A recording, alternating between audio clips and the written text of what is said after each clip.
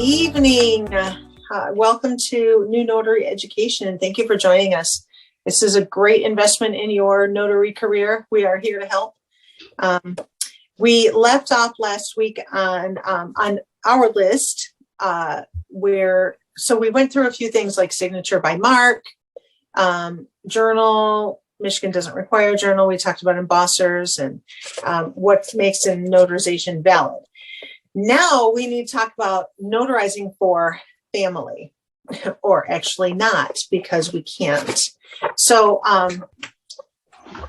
Deb, do you want to pull up the screen for that? So we have like our base talking point. Yep. It is typically frowned upon. It is highly suggested that you do not notarize for any family member at all. The reason is you could be easily coerced.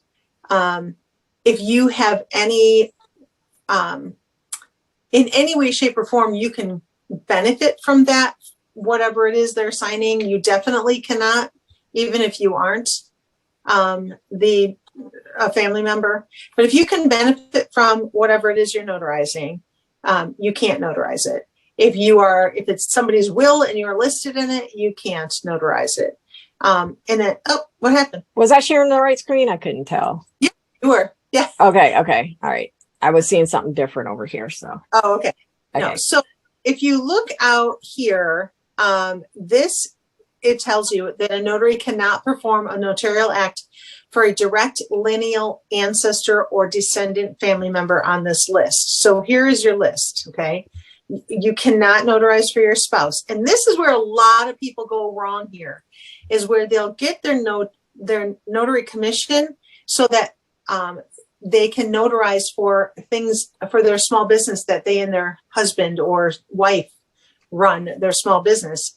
And they think they can go ahead and notarize this husband's signature for their small business. You can't. You cannot notarize for your spouse. You can't notarize for your grandparents or your great-grandparents. You cannot notarize for your parents. You cannot notarize for your children. You cannot notarize for your grandchildren or your great-grandchildren. Neither can you notarize for your stepchildren or your siblings or your half-siblings or your siblings' spouses. Okay? And they put current in there because if they got divorced, they're no longer related. And as long as you aren't going to benefit, you can go ahead and notarize for them. You can perform for your aunts and uncles and cousins and your ex-in-laws and your ex-spouses. You can notarize for those people, but you can't for anybody who's lineal. Okay. Does anybody have any question on that?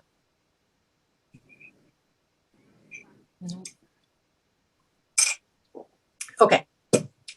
I'm glad that's really thorough, because if I see any of you ask that question on Facebook, I think we should just clarify, because somebody is going to ask, can I notarize for my aunt or my cousin?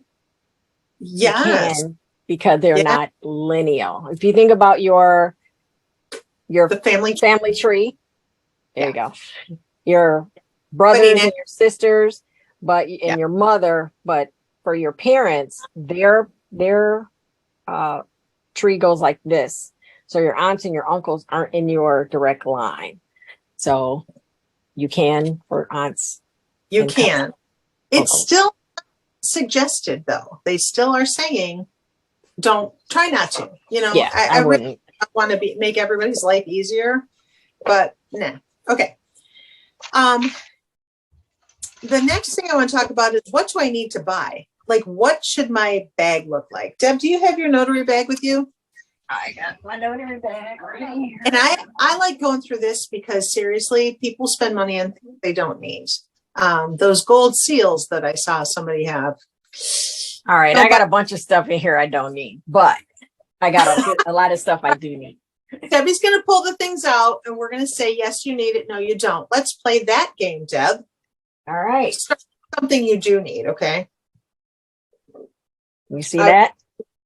My bag of stamps. Let's pull each of those out and talk about what they are. All right. Hey, thank you. I say thank you because I made that for her, Danielle. I did that for her. And I was really not happy with how big of the words are on her shirt, but gosh darn it, I'm happy with it now. All right, so that's her my regular size stamp. Stamp. Here's my mini stamp. We took a look at that last week. Mini stamp. Cute. And then I have this stamp that you use when you are signing on behalf of someone, which says signature affixed pursuant to section 33 of the Michigan law on notarial acts. That is something that you don't have to have, but if you're going to market to senior citizen homes and hospitals, get that stamp. I have used that stamp probably 150 times. I am so glad, because if you have to sign for somebody, and that's called signature by mark, and I'm not sure if we talked about that last week or not, but it's called signature by mark. And if the signer can't write their name, you can, as the notary, you can sign their name, but they have to make some sort of mark on the page. So what I do, if they can't get it exactly on the line, is I will circle it, and then I will sign their name next to it, and I will stamp that signature affixed pursuant to Article 33 of the Michigan Law of Notarial Acts. And if you don't have the stamp, you have to write all those words, every single one of those words. Ugh. I had to do it 9 times one time, and then I came home and ordered the stamp. So it was a good investment. What else you got, Deb? All right, I got blue pens and I got black pens. I got a bunch of pens. Wow, and you even keep them in bags separately. I do. Wow. I'm going to say I grew up in the COVID era in my notary life, so baggies are my friend. All right, what else do I have in here? I've got my journal. Very good. Now, what does your journal look like on the you had it embossed with your name on it? You can get it on Amazon that way. Yes. So cool. Okay, what does your page look like in there? I want to know. Yeah, let me skip to the back. Skip to the good part. Skip to a blank page. Okay. Can you see that? Pull back just a little bit. Hold on, let me switch to that. Oh, wow, that's really complicated. It's not complicated. Well, you know, here's the thing. Michigan, we'll go about the journal in another time, but Michigan doesn't require a journal, but they do require a record. So somehow you got to keep a record of what you're doing. In the journal, you have to have their name, the date, what you're doing, how you're doing it. If it's an acknowledgement or a jurat, needs to show their address or the address where you're at. I will put both. If I'm in a nursing home, what's your regular address? I put that on there too. It needs to show what kind of ID and then proof of the ID. So like the Michigan driver's license number. And then they want to know how much you charged for that. I mean, seriously, it's $10 times whatever, but you got to put it in there. And then they would like the time, the date and the time that you're there. So they want to know what you're notarizing. I will usually just write like estate plan or loan package or sale or purchase or something like that. But Debbie's has got it pretty much all, like most everything is there. And so she can mark it off. That's what California requires, is what Debbie has. So there's different kinds of journals. You can even make your own if you don't have to use theirs. So, okay, what else do you have, Deb? All right. And in my journal, just I have these privacy guards. So clients can't see other clients' info. So they just slide right over. So, all right. So that's something you don't actually have to have. You can absolutely use a piece of paper or a manila folder, anything. And here's me. I don't cover anything because no one has my book long enough to read anything. Literally not one person. I hand it to them. I show them where they sign. I pull it back. I've never had anybody go through my book. I've never had anybody attempt to. I am in complete control of that book 100% of the time. Here's where I need the signature. My hand sits there. They sign. I pull it back. So that's a nice thing to have if you're not in control, but it's not a necessary thing. Plus, what are they going to find? That like notarizations are not part of the Privacy Act. So if somebody sees that you got something notarized, who cares? And they know the name and they call and say, hey, I see you got something notarized. What's going to happen? Yeah, Nothing. but you do have people's driver's license or their address there. I just don't want to risk somebody with photogenic memory and I've done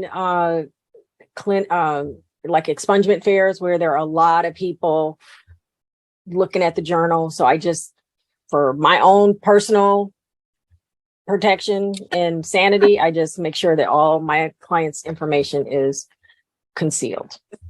Right. The law does not say you have to have that. So you can have it. Absolutely. It's not a bad thing to have. It's just not always. Okay. What's next? All right. I have this is for me, my list of oaths. So I have a list of oaths. I've just laminated it on the back of my oaths. I have what cities are in which counties, because sometimes you go to a county, you gotta know what county you're acting in. So I have that on the back, along with my little cheat sheet when I was new, how to run a loan signings, start here, do these things. And this is the order in which I present the document. So this is all for me. Okay, and then my note, double check the documents before you leave. So make sure you pull that out and read it. Jacinta, what's your question? I'm just wondering if it's possible to email me a copy of that. I will absolutely do that. Thank you. Ask the same thing if she would be willing to share. It will be also when I post this video on YouTube, I'll make sure that it's a link in the description as well. So for those who watch YouTube, check down there. It's there. Go ahead. Right. All right. In my bag, I also have a folder, a binder, and one it tells what forms of payment I do take. Inside, I have a copy of my LONA, the Michigan Law on Notarial Acts. I have that in here. And that one is from November, so I need to update it because I see that the new one was recently re-rendered. Oh, and that's a really good laws change. Please check the laws every once in a while. Don't think that because you learned it in 2022, it's still from, in 2024, things change. So always have the most recent copy if you're going to carry it, which I don't, but go ahead. I have a rescission calendar, which is from 2020, so I can take that out. Rescission calendar. Actually, I've never had to use my rescission calendar when doing loan signing. So it's something they tell you need, you don't really need it. Okay, so let's talk about that for a second while you pull the next thing out. So rescission, there's a 3-day right to rescind on literally everything that you purchase in your home.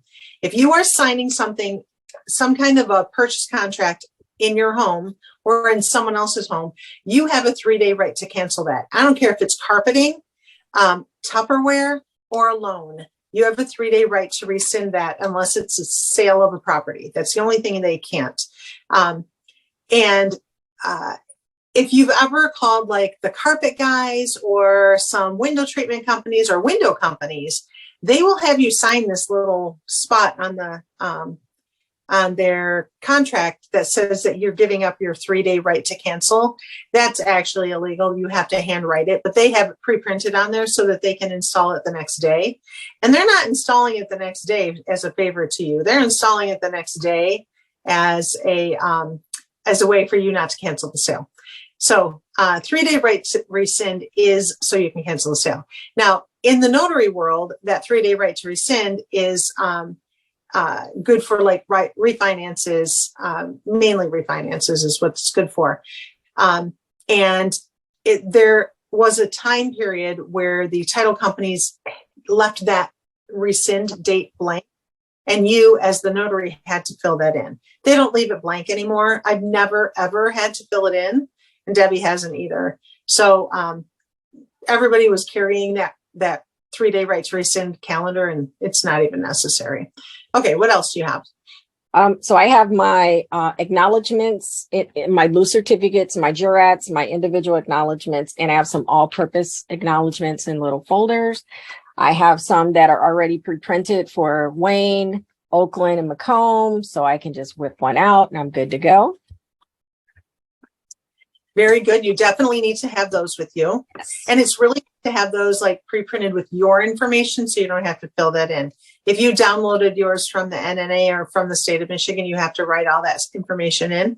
But you can absolutely type it all up yourself and make it so that it's already yours. Okay, go ahead, Deb. What's next? Yep. I have a copy of my insurance in my folder. That's interesting. Because I want to have that. All right. All right. I have a legal pad in here, and then I have some flyers for my business. Both of those are really good to carry with you. Always carry some form of advertising with you and carry some paper, blank paper, because you never know when you're going to need to like test a pen or something or test your stamp. Having that paper helps. And also if you have to leave your name or whatever behind, that paper is helpful. All right. I have one more thing. I have this sheet, this magnifier sheet, because I do some jobs for some elderly people and sometimes they can't see. So I have this sheet that helps magnify. And one thing I forgot to mention in my journal, I have this little guard that Barb Rogers from our Facebook group created. This is a signature guard, or I don't know, what do you call it? Guide, signature guide for the visually impaired. So you put it over the signature line and the client signs within the borders. So that too is really in my journal. super helpful. Yeah. Yeah. Now, what about you have an embosser in your bag? I do have an embosser in my bag. So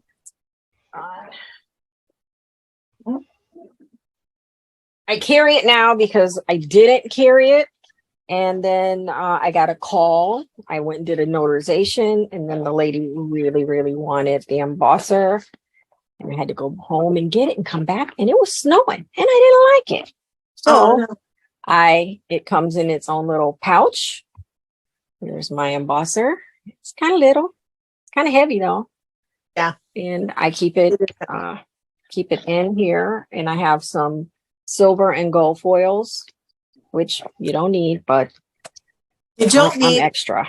Stand alone, and the embosser is not to stand alone either. You have to use the embosser plus the stamp. The stamp. So I want to tell you something. When you get your embosser, it comes like this. There's two separate pieces, okay? And you have to put it together yourself. And it just goes together like, I think like this. One of these ways. Hold on. I didn't put it together. My husband did. It slides in there. Oh, I just pulled it in wrong. Here, it's this way. Pretty sure. Yeah, it goes together like that. And then it stamps. Okay, it crimps it in there. But know that this piece comes out, okay? And if you don't put it in right, it's not going to press it far enough. And you can get pink. I'm just saying, if you're a pink person. So when you get your embosser, practice, stamp something to make sure that which way your seal, it could be crooked. You may need to adjust it so that it's right side up, it's not up backwards, I guess. So when you're crimping, you're not, the imprint isn't on the wrong side of the paper. So you cannot stamp over words that are on the page, and you cannot emboss over words that are on the page. So if you don't have room for either one of those things, use a loose certificate like the acknowledgement or jurat. Okay, I'm trying to think what else is in my. Do you have a clipboard in your bag? I have a clipboard in my car, so I don't keep it in my bag. Okay, but I have the legal pad. I have the yellow legal pad, which is hard surface. So I do have something that we can write on. So my clipboard is actually, it opens, and that's where I keep my jurats and everything clipped in there. And then there's a sleeve, and I close it, and it's firm enough because you'll have signers who don't have tables, or they're in a hospital bed, and it's easy for them to have something. You need something for them to lean hard against. The other thing I have, and I don't have it with me. I don't bring my bag in the house. I have a ruler. It's hard. And I put it, because sometimes I'm stamping on the hood of a car or on a book, that if I go to stamp on my clipboard, it warps. It's not so stiff that it doesn't warp. So I keep a ruler. It's about this wide and it's about this long, maybe 6 inches long, I think. And I put it underneath where I need to stamp so that it won't warp. So my stamp, because your stamp has to be fully legible and right side up. So if you stamp upside down, you put one X through, initial it, stamp again the right way. If it's not fully legible, one X through it, initial, stamp again, so it's farther. So I use this little thing underneath now, and I stamp and I wiggle my stamp. I always wiggle my stamp so the whole thing goes on there, because I have had to double stamp too many times. Yeah. I'm trying to think of what else is in my bag. My business cards are in my bag. Do you have business cards in that bag?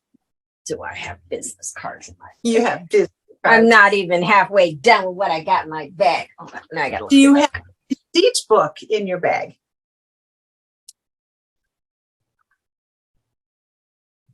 Business cards? Business cards. Hers are really cool too. Receipt book. There you go. So you might be wondering what the receipt book is all about. So sometimes people need a receipt, but having that receipt book makes it so easy to ask for money. It is wonderful. So some people don't know, they're not comfortable asking to get paid, right? Are you anybody one of those people? Like, we do a job and then you're like, just nope, I'm taking the money. Some people really have a hard time asking for money. So if you don't have it in you to say that's $35, how did you want to pay for that? Then you can say, do you need a receipt? And that reminds them that they need to pay you. Okay. So that receipt is really handy for that. What else do you have, Deb? And sometimes people need a receipt because they're going to get reimbursed from their employer, right, whatever, for whatever reason. So it's a good practice to sometimes, to ask them, do you need a receipt? Yeah. I keep change in my bag. Oh, I cannot take that tip on. No, I can. I keep change in my bags. I have change. I won't say how much I have, but I could bring 100. So do you have a stapler? You've met me. I have a baggie. Listen, I have a baggie. There in this you go. Baggie, I've got paper clips and a thumbprint. I've got a stapler. I've got staples. I've got sticky notes. I've got a big clip. I've got the that counterfeit dollar thing, which I don't even know if I really know how to use that thing. Again, Amazon was wooing me in. Yeah. When I was getting all my notary stuff. I have some tape because I actually have had to tape a document to a house before. I have because sometimes I have to tape up a package to send it out. Yeah, here's that counterfeit pen, but it actually has a light on it. I don't know if you can see this light. Which I don't know. There's, I guess, a strip that you can see. I wouldn't know what to look for, but Amazon got it. That's a good thing to have, Deb. That's really. So I got a dry erase marker and a Sharpie in here as well. So I think I'm good. I think those last two you probably don't need. Probably, but I got them. You never know. You might be asked to do a presentation. Got to be prepared. You never know. Right. That could happen. I use these. I have my little sticky fingers. They're not sticky, but my little gel fingers, gel tips. Through the papers. I use this. We gotta let me let this person in. I already did. Oh, you did? Okay. So I use Sort Quick, this stuff right here. Okay. And it's just glycerin and it just makes your finger tacky. That's all. Yeah. But you are going to need something like that, especially in the winter, because your fingers are just so dry that you can't pick up a paper. Yeah. I also have an umbrella. So I don't know. That's a good idea. Yeah. Got that. So when you're Yes. buying a bag, when you're looking for a bag for your notary, get one that holds legal size paper. My first bag was just letter size, and it didn't hold the paper. It didn't hold the file folders that were legal size. They all had to stick up. That was such a pain. So get one that holds legal size paper. Okay. Very good. Is there anything else that I do have is some PPE in here. I've got some little shoe A mask? booties to put over my shoes if I go into someone's house. I've got I've got my, I don't even pull this out anymore, but I made a badge when I was doing a lot of loan signings in the beginning, so I have that in my bag. I got some sanitizer, some Kleenex, and some Clorox wipes in here. I also have this little flashlight, because sometimes it's very dark, and It is I got this very at the dollar store. And sometimes people's houses are not as well lit as you would think. I have Definitely been are. in some kind of dark houses, so and even when they have all the lights in the chandelier on, they're still really dim. And admittedly, my eyesight is not what it used to be, so sometimes I gotta pull it out. Know if we should have wheels on our bags. My bag weighs like 5 pounds, so it depends on what your shoulders are like. I carry it in my hands. I'm not carrying it. I'm not walking down streets, and I'm like driveway to house, house to driveway. It's going to depend on where you're working, because we don't have anywhere like New York City, but if I had to park somewhere in Detroit and walk 3 blocks, I might want it on wheels. But for what I do, I don't need it. It's not that heavy. The bag itself weighs more than the contents of it. So, but mine's on wheels. You saw all the stuff I pulled out. I try not to have to carry that too much. So twice the amount of stuff that I do. You'll find what you need. So, get the basics, the stamps, the journal, the pens. Always carry pens with you. Watch for sales like back to school sale on pens. So I watch those on Facebook. There's some people who have like the specials. They know all the Amazon specials, and I'll buy like the 24 Bic pens for $1.74 or something. And I stock up. I will have so many, because I don't want all the pens back. Some houses I don't even want to sit down. So I will make sure to leave those pens. But I go through a lot of pens. All right. So that's cool. Anybody have questions about what to keep in your bag? You do. Yes, she does have an office in the bag, doesn't she? I do. I do. I don't know. I have it. I have this thing. I just want everything. I don't want to be lacking for something. So I went to a signing yesterday and totally forgot my whole bag. That was fun. Yeah. And I was like, okay, so typically I have an extra stamp in my car, but I had to switch cars with my husband. So I forgot to put it back in the car, and I got all the way to like 35 miles away and I didn't have it. So I went and I did all the signing. I had to scrounge for pens, and I did all the signings, got out to the car and found my other stamp. And I was like, oh, thank you. So I was able to stamp it. And then the next one I did, I had at least a stamp. But walking in with just the package that I needed to sign and my stamp and a pen felt really weird. Felt naked, I bet. Yeah. I did. It was weird. Okay. So let's go to what to ask when scheduling an appointment. Okay. So there's 2 different aspects we're looking at. And the first aspect I want to talk to, because it's going to be mostly what you do right now. Mostly what you do is going to be general notary work. It's not going to be loan signing. And I'm going to tell you, get some general notary work under your belt before you start looking into loan signing, because loan signing is next level. And if you learn from title, you're not going to learn how to do it right. Okay. So get some general notary work. When someone calls you, there's a bunch of things you need to find out. They're going to be like, hey, I need this done. My mom is in this nursing home. Do you go there? How much do you charge? So I'm going to tell you what I say, and I never get pushback on pricing. Never. Okay. So first of all, I want to let you know that for where I live, my pricing is fair and it's right in line with everybody else. And I charge $25 for the first 20 miles. And if I'm going further than that, it's an additional 10. Okay. If I have to go too much further, I refer it somewhere else. But what I say, they always want to know how much it is. Okay. What I say is I charge the state fee of $10 per my notarization plus a $25 travel fee. I don't ask if that's okay because it's not negotiable. I'm not going to lower my fee because they don't have the money unless they're destitute and they say, I just can't afford that, but I also can't get my mom out. Cool. I have a heart. I will help you. Okay. What can you afford is the next question. Okay. I'm not giving my money away. This is what I do for a living.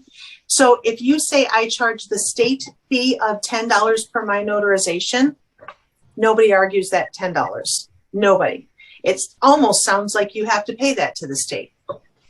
I'm not arguing any of it. I'm just not. But that is what we can charge is $10 per hour notarization. Everybody on this call could sign the same page. If I'm signing once to notarize all of you, it's $10. Don't care. You can't charge more for anything else. You cannot charge more because you were inconvenienced. You cannot charge more because there are so many people in the room. You cannot charge more because you had to stop what you were doing to go. It is $10 per your notarization plus a travel fee. This job is pretty much all last minute. Okay. They're calling you and they need you now, or they need you in a couple hours, or they need you in a day or 2 days. Very rarely do you get calls scheduled out farther. That's just the nature of this business. People forget that they need it, and they're gonna call you at the last minute. So when you call, that's the first thing they're going to ask. Now you need to make sure that they know that you need to see valid ID. Okay. And if the person you need to visit is in a nursing home or a hospital or is elderly, as soon as they say my mom, my dad, my uncle, I start questioning, does this person have valid ID? Because if it's 1 day expired, according to the state of Michigan, they no longer exist. So we can't accept that. So then you have to go into, do they have a passport? Do they have any other type of ID, a military ID? Maybe we need to have a credible witness. 1 second. Credible witness is someone that knows both you, the notary, and the client. And a way to find that out fairly quickly would be to check Facebook, see if you have any friends in common. Yeah. And so that's not the same as a witness, a document witness. Okay. So the credible witness knows both people. That person is identifying, yes, that is Debbie. I've met her before. We've gone to dinner. She's definitely Debbie. Okay. You can have that person attest to their being, I guess you would say. You need to make sure that the signer is cognizant. Again, red flags go up when they find out it's for mom or dad or, grandma, grandpa, aunt, uncle, neighbor. If they're not calling for themselves, you need to make sure they're cognizant. As in, are they on any painkillers? Because painkillers can make them loopy. And you want to just back away from there. You want to just very kindly say, I'm sorry, but if they're not cognizant, I can't have them sign. Okay. Now I've gotten to homes where they're like, yeah, he's fine. And then as soon as I get there, nope, he's not fine. And I don't know if they're lying to me or I don't know, what the circumstances are, but you can't have them sign. I had a lady shaking her husband one time, honey, I just need you to sign this. I just need you to sign this. And I was like, but he still can't sign it. That's still not, it's not legal. Okay. Yeah. You can't coerce anybody. They have to be signing of their own free will. So you're going to ask them if they have valid ID. You're going to ask them if the signer is cognizant. You're going to ask them where they're located. Where am I going to perform this notarization? Okay. I caution against you letting people come to your house. Don't do that. But you'll go there all day long. Yeah, I know. Don't judge me. But you got to know how to price it. So if it's $10 per my notarization plus this travel fee, That's easy. Okay. Then you get there, there's 6 notarizations at $60 plus the travel fee. Don't feel bad about asking people for money. Okay. There are so many people who go, well, gosh, they paid me $60 and then a travel fee too. Yeah, because that's the state fee. And that's how we make our money. Okay. So if you get there and there's 19 notarizations, charge $190 plus your travel fee. They don't argue it. They already know this is the thing. So don't go, oh, I feel bad. It's okay. You don't have to pay the travel fee. Don't discount your services, especially if they don't ask. Just don't do that ever in any kind of business you ever have. Don't do that. So signer says, how much is it going to cost? I say, where are you located? And they say, I am, at 23 in Grad. Okay, cool. That's $25 travel fee plus $10 per notarization. That's the state fee. Actually, I say it's a state fee of $10 per notarization plus a $25 travel fee. When would you like to do this? Like, follow right up. That's sales 101. Boom. Follow it up. I told you, I answered your question. I'm trying to close the deal. Okay. They will then tell you when.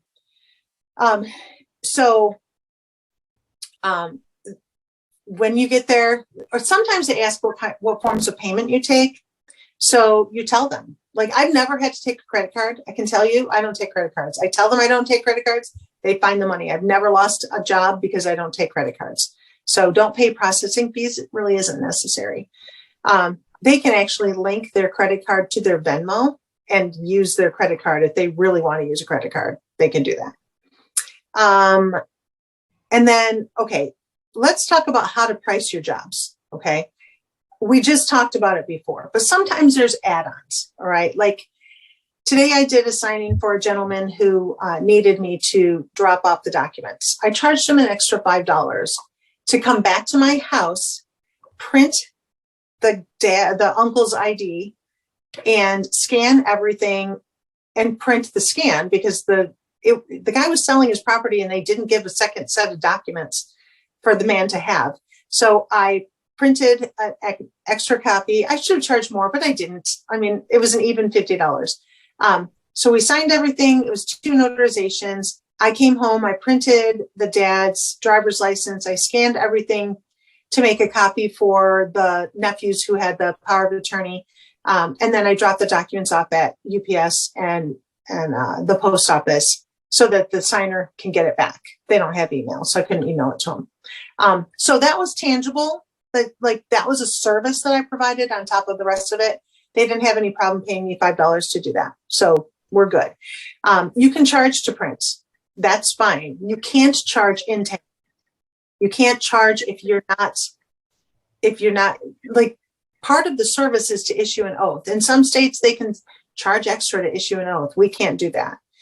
So that's why you always have to, when you're looking for advice on how to anything, go to a Michigan group and ask, or get a hold of Debbie or myself, because that's how you're going to get the real answers, as opposed to some people who will say, well, you can actually price it this way. There's a video floating around out there that don't get caught up in trying to do things a little bit shady, just kind of skirt the laws. You don't want to do that. Okay. Stay on the right side. Most of the documents that you sign, you need blue ink.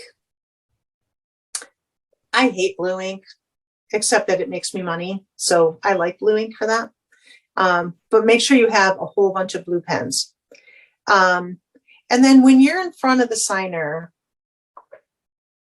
you have to ask them questions so they know what that they know what they're signing. Okay.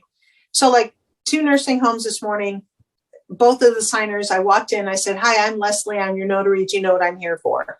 And they're like, yep, I'm signing the paperwork so I can sell my house up north. Okay, great. No problem. You knew all the answers. I didn't even have to ask you. But I've been to other ones and they're not so cool. They're like, they look over to their son, like, how do I answer this question? And the son tries to answer. Guess what? Some can't answer for him. If he can't tell me, even if it takes 10 minutes to get the words out because I had a stroke, but if they can't tell me, I can't sign that. If I can't prove that they're cognizant, then they can't sign the documents. And sometimes it's really unfortunate, but I mean, that's what happens. In those cases, you always need to have an attorney's phone number in your back pocket. So make friends with a local estate attorney and have them in your back pocket so that you can say you need an attorney at this point. He's not able to sign. He's not cognizant. So therefore I cannot notarize his signature. Call this person. They'll help you through the rest. It's like a probate attorney or, somebody like that.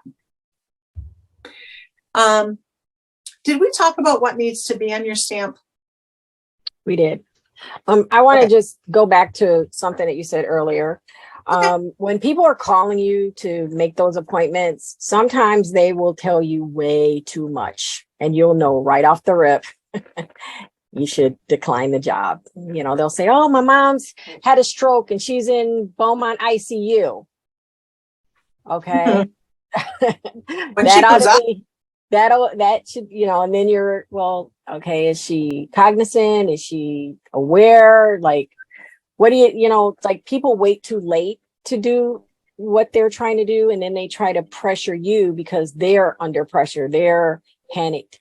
That is not your responsibility. That is not your job. You don't have to facilitate, their need, their burning urgency is not your urgency. Don't let anyone, pressure you into doing something that you feel is not right. And you'll feel it. I mean, you'll be like, you'll know. So don't do that. I need her to sign so I can take care of her finances.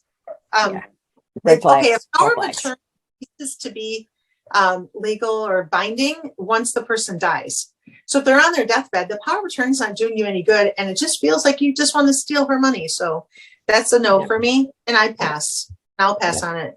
They will probably find a notary to do it, but I'll tell you what, you're going to end up in court because someone's going to contest that. And you're going to have to take a day off, whatever you do all day, and sit in court and wait for that to go to court.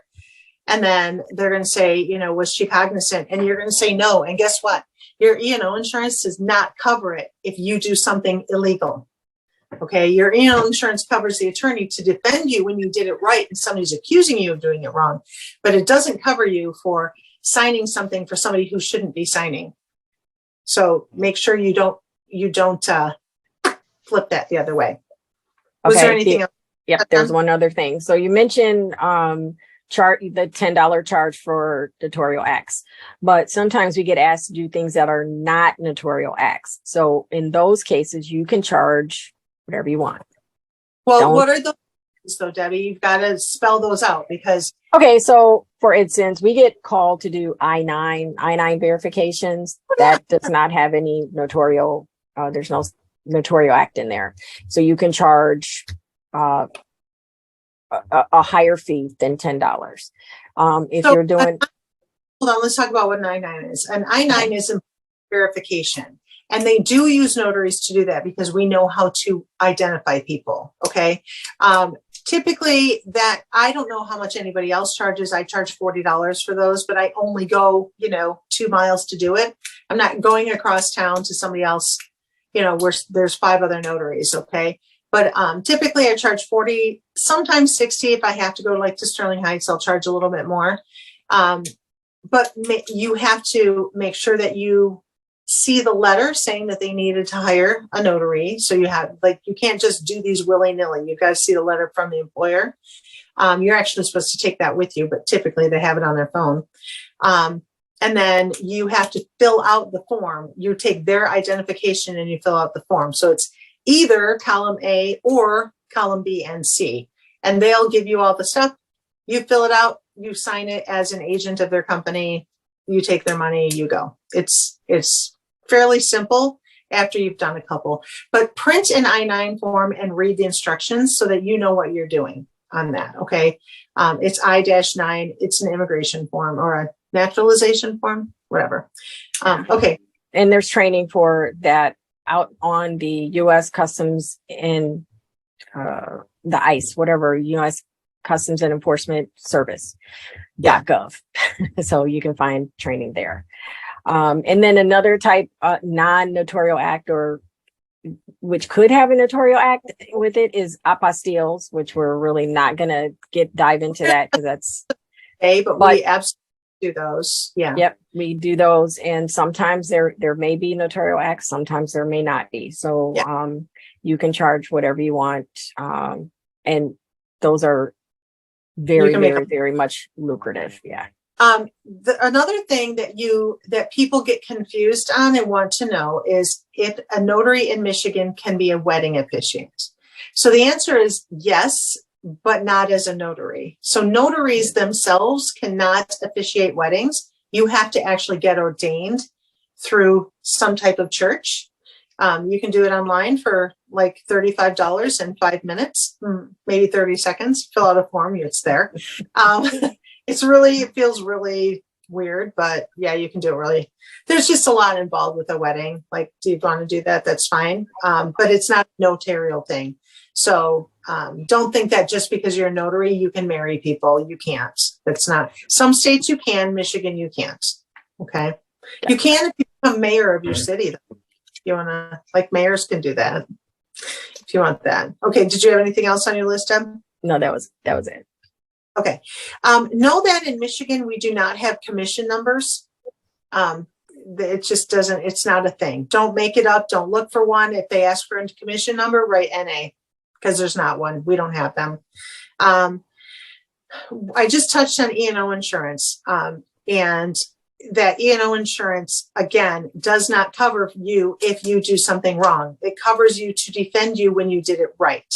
So if you cause financial harm because you notarized something incorrectly or for someone you shouldn't have, and it costs them money, that they can sue you and you are paying out of pocket for that. So there's questions all the time. Should I become an LLC? Should I get a business? If you have an LLC, it's going to protect your personal things from your wrongdoings. Let's say you have an LLC and you signed you notarized a deed. We'll talk about the amount in a minute for sure. If I forget, remind me. Let's say you notarized a deed and you notarized it incorrectly. Say they needed witnesses and you didn't provide witnesses. You said they didn't need them and they lost the sale of their house because of you, because you said you don't need witnesses. That's practicing law for one thing. If they say they need witnesses, you provide witnesses whether you need them or not, or you make sure that they're there. But that's wrong. They lose the sale of their house, and then when they resell it, they lose 15 grand. They can sue you for that 15 grand. And guess what? In Michigan, you can also sue for punitive damages. So if you have a business and you have an LLC and you get sued, they can't take your house because you're protected by your business. Okay. So before you decide, no, I don't need to, because there's somebody who tells you that you don't need it because they've been running their business for 23 years and never had it. Do your own research on what an LLC is, how it protects you. Get a CPA, get a certified public accountant. They are actually less money than buying TurboTax. You're not going to be able to do free TurboTax anymore because you'll have a business. You'll have business income. So get a CPA. They're cheaper. Like I pay mine $150. Boom. Everything is done. Great guy. And E&O insurance, how much should you have? Depends on what you're going to do. And there's also 2 types of E&O insurance. So get a pencil. So you have to have a surety bond in order to get your commission. Okay. That's a $50,000 surety bond that protects the public from anything that you might. It's only 25 in Michigan. Is it? I think so. Oh, you know what? 10. I don't even know. Yeah. I haven't done it for a while. It was 10 when I looked online. Maybe it's 10. Okay. All right. Minimum of 10. Okay. You also should have E&O insurance. That's errors and omissions.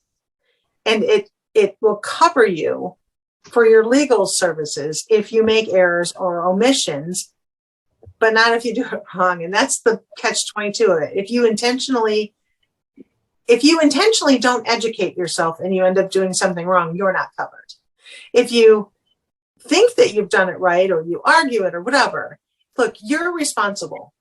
So think about what you're signing. Like, how much damage could there possibly be if I'm going to do general notary work and somebody has to, like, their will isn't. All right. So in Michigan, a will that is self-proving, as in you went to e-forms and filled it out yourself, you printed it, it says it needs 2 witnesses, it doesn't get notarized, and it goes to court, and your kids are arguing over everything, that will doesn't even stand up in court, because a will that's self-proving needs to be notarized along with 2 witnesses. But if it's prepared by an attorney, it doesn't need to be. So even though you can't tell people that, you got to let them know somehow, you know what, I'm just going to go ahead and notarize this too.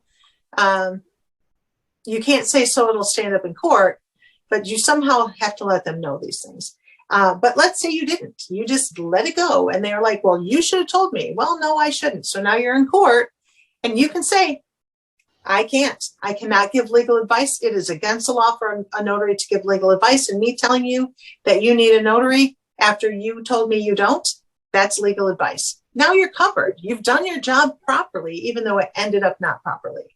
So maybe the judgment will be against you, but that would come from your E&O insurance. You didn't actually do anything wrong. And having that E&O insurance, again, protects your personal assets from business wrongdoings, okay?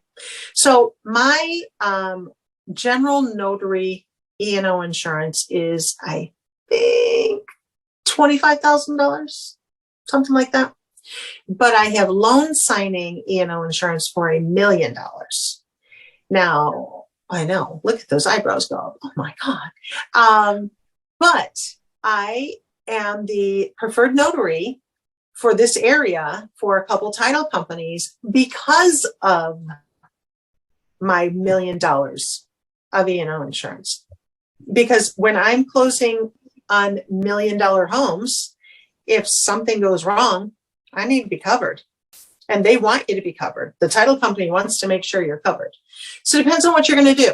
How much should you have? That depends. If you're never going to go market yourself as a loan signing agent, don't worry about that second level E&O insurance. But it is 3 separate things. Surety bond is one. E&O insurance for general notary work covers notarial acts. E&O insurance for loan signing covers you transporting documents. Okay. So like I do a lot of estate plans, I do a lot of loans. So if I take their plans and I move them from their house to the UPS office and I lose that paperwork, that's on me. That's where that insurance is going to kick in. Okay. Hopefully, as long as it wasn't negligent. Like during the height of the closing period last year, 2 years ago almost, there was a girl going, oh, look, I've saved them all week just so I could see how many I had in a week. They need those back the next day. You should have taken those in. So who knows what went on with her? I don't know. But mine get dropped off the same day or the next day. If it can get dropped off, it can. It does. So you need to have as much coverage as you think for whatever you're doing. So if you're moving documents around, you want to make sure that you get a secondary coverage. Mine is through Byberg. There's also Hiscox, something like that. Yeah, Hiscox. There's a few different ones that do the loan signing ones, and you have to tell them what you're doing. But I will tell you, we did find out that premium goes higher if you tell them you make more money. So like if you've been doing, there was a guy that I talked to, he had been doing loan signings for, 2 years, never had E&O insurance, didn't know he needed it because he got trained by a title company, didn't tell him that. And so he didn't have any. And so when he found out he probably should have some, because he was starting to do loans in people's homes, he went to get it and he had already been making $70,000 or $80,000 a year. Well, his premium was double what mine was, because when I called, I said, I don't know, I just started this. I'll be lucky to make 35. And they're like, okay, 35. Well, he called back and he's like, no, I only make 35. And they're like, you lied to us. We will never cover you now. So yeah, that was fun. So be careful. They're fun that way. Let's talk about mileage. The IRS did just increase how much we can get on that. Now, I have an app and it's called Mile IQ, and it tracks every single time I move in a car or an airplane or a bus. And I have to open that app every day, and I have to swipe right if it's business and left if it's personal. Okay. Now there's this thing called Notary Gadget that you can pay for that app every month. I don't know how that works. So Debbie, you have Notary Gadget, right? I do. Okay. Tell me how that works. You can input your signing locations and it will ask you, is this a one-way trip? Is this a round trip? If you have multiple appointments scheduled in the app in a day, you can do your mileage from previous. It'll say mileage from previous appointment, and it keeps track of all your mileage. So I love it. And it keeps track of all my miles. Okay. So what if you have to go to FedEx? Let's say your day is like this. You're home. You go to job A. You go to job B. You come back home to scan back, and you go to FedEx. Will the FedEx miles actually You have to enter. So I enter it like a personal mileage and put from my location to whichever. And I have a spreadsheet. Oh, you can't see it. My green screen's up, but I have a spreadsheet. So I know the miles from the closest UPS store or FedEx store or wherever I'm at. I put that address in there, and then it will do the mileage for me. And then it'll ask, is this round trip or a one-way trip? So it's the same, just like a signings. You have to enter all that, right? Yep. Okay. So do you know how busy you are otherwise? That might be a good solution for you. I absolutely love never having to enter anything. I just swipe right or left, and at the end of the year, I send a report, and I'm done. I don't have to remember to go back and enter anything. So you're going to find what works for you. There's no right or wrong way. It's all how you want to do it. Okay. Some people still write the mileage down every single day. I would forget to do that. I forget to swipe right or left at the end of the day. I actually have to have it pops up on my phone saying, hey, log your miles. Yeah. And there are other apps. So it's not just MileIQ. There's Notary Assist also. So there's other notary specific apps that can help you run your business. Right. You cannot, so you can count all of the miles that you spend to run your business. But like my morning today was, I left my house and I went to nursing home A. That's business miles. I went from nursing home A to nursing home B. That's business miles. I went from nursing home B back to my house to scan. That's business miles. I left again and went to UPS. That's business miles. Then I went to my daughter's house. That's not business miles. Okay, now my business miles have stopped because I didn't come back to my house. I didn't go to a job. So you can't go, oh, well, I was gone all day and all of that counts. It doesn't. Okay, so just remember that those things are things. We have a couple minutes left. Let's ask questions. And then next week, we'll talk about apostilles and the true copy statement.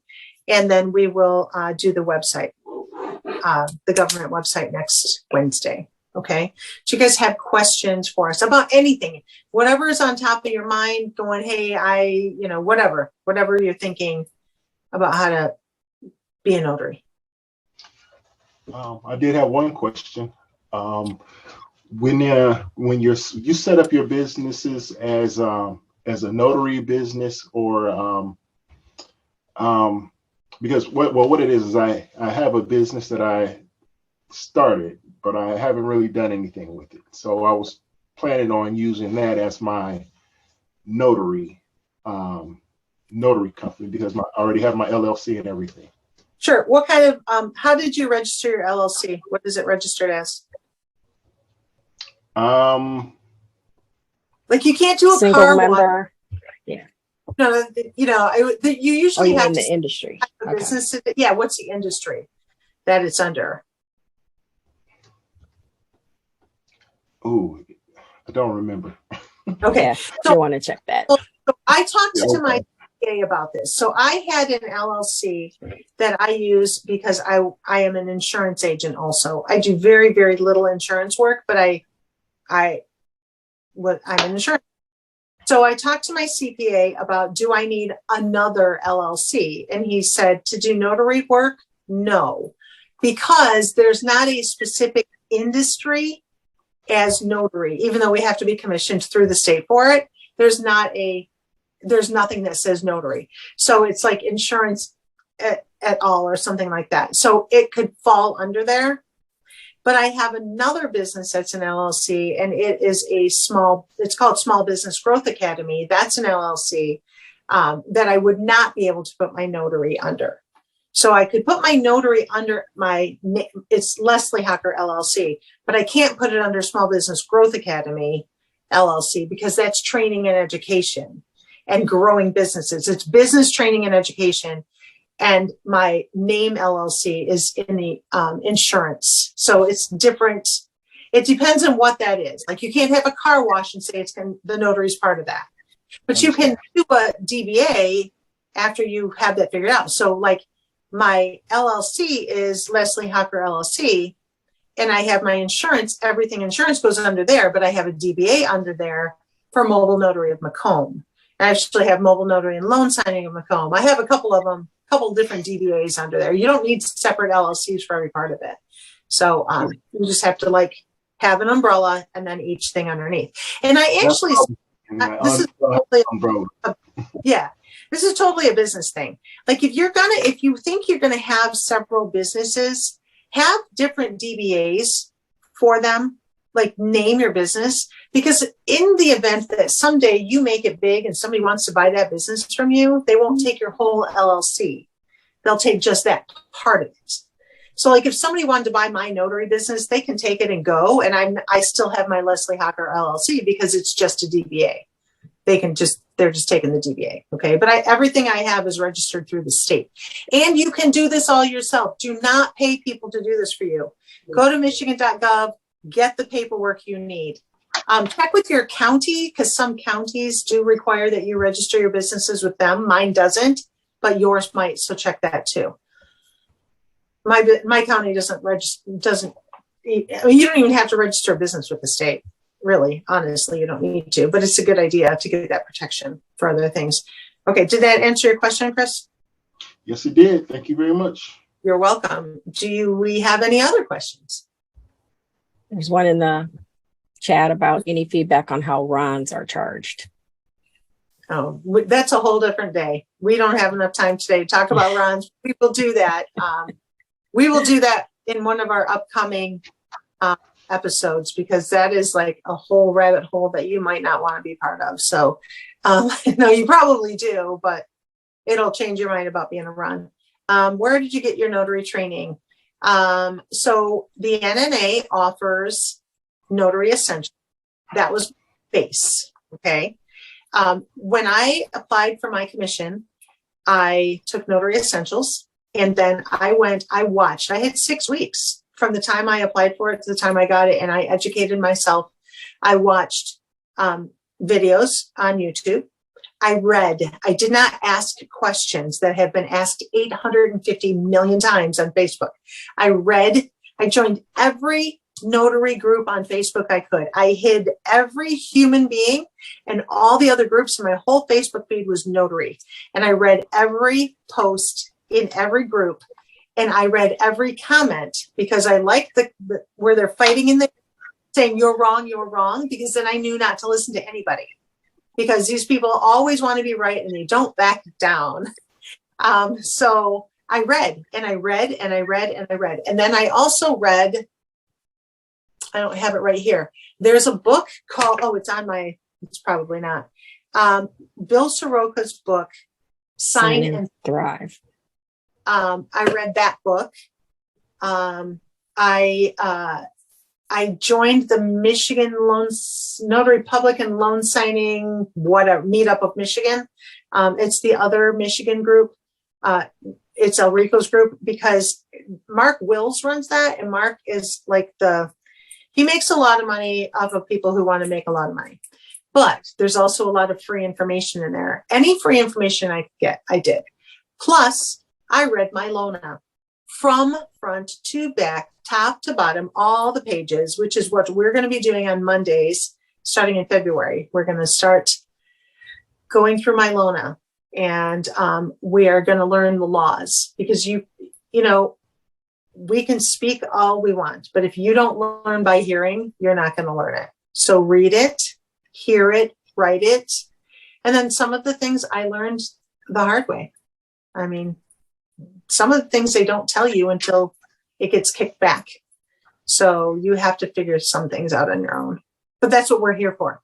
Like, okay, let me put my number. Do you guys all have my phone number? Does anybody need it? You don't have it. Okay, let me put it. Yeah. Okay. Yeah, I don't think I have it. Okay. You know, I was going to do the NNA essentials class. Is it a good one? Absolutely. Okay. I say that you should not go out and even advertise to notarize until you've taken that class. Oh, You perfect. Okay. should not do. If you don't have any training, don't go out there. There's somebody who keeps asking me some super basic questions that you shouldn't even be out there. You should, if you took the Notary Essentials class, you'd have that answer. So if you just got your stamp and you're just like going and flying by the seat of your pants, you are doing the whole yourself and the signers a grave injustice. You shouldn't be doing that. Yes. Oh, absolutely. That's common sense. Well, it is you and I, Cecilia. Right. So true. Common sense isn't necessarily common. You're right. And the NNA is a great resource. So I would suggest that join the NNA. I think you can join for like $70 a year or something like that. Join. Yep, that was my next question, because I was considering that as well. Absolutely. Join. They have a hotline. I've called the hotline quite a few times. They answer your question. They point you in the right direction. And there is a plethora of free info out on the NNA website. And there's also other training besides the Notary Essentials. There's loan signings. There's a basic run. There's all kinds of training. Yeah. There's also, when you sign up with them, you start getting emails. And once or twice a week, they send an email with like links to articles that are on their website. Read those. Yep. Read those. Read like on forums, notary forums, people ask questions. Look, if you're the one who's going to ask a bunch of questions, you're going to look like a fool. Every question in your head has been asked and answered at least 10 times every single month. Every one of them. Your questions are not unique, and it just lends to the fact that Michigan needs better training. Because if there was some required training, you wouldn't have the questions that you have. It wouldn't be a thing. And nobody likes to go out uneducated, but they get excited. Like, I can do this now. I just don't know what I'm doing. So just don't do it until you know. That's the smartest thing to do. Any other questions? Jacinta, for some reason, we can't hear you. Now you're muted. You weren't muted in the, okay. No, Do you want to type it in?